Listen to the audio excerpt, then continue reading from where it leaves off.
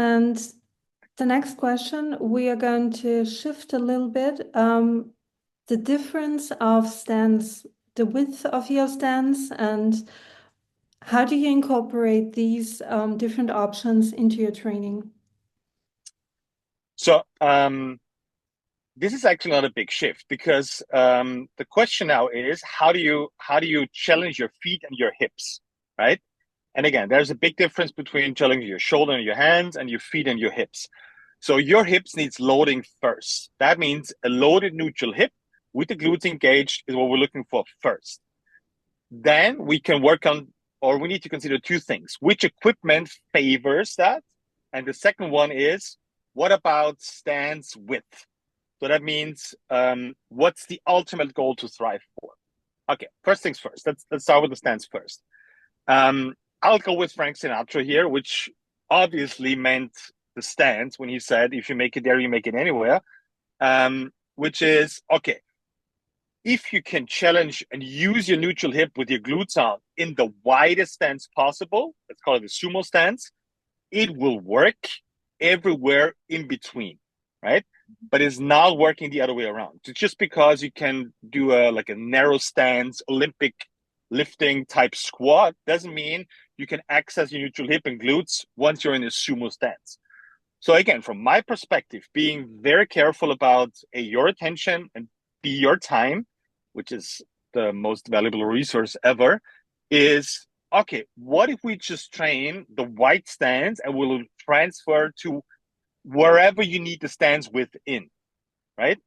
So the point is focusing by unfocusing on unnecessary stuff.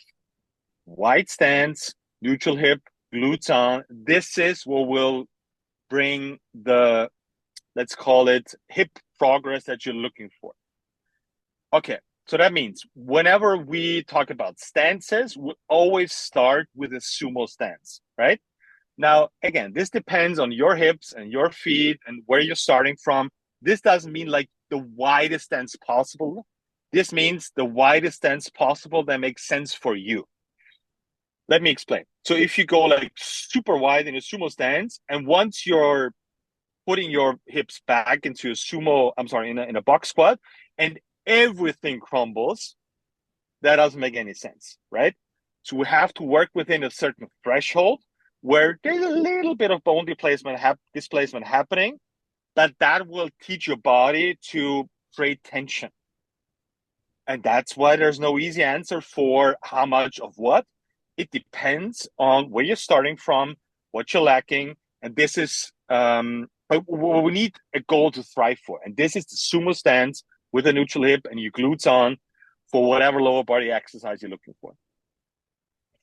Can you actually narrow that down as to sumo stance, but then to the positioning of your foot? Do you think like more like a parallel stance or maybe the toes slightly turned to the outside?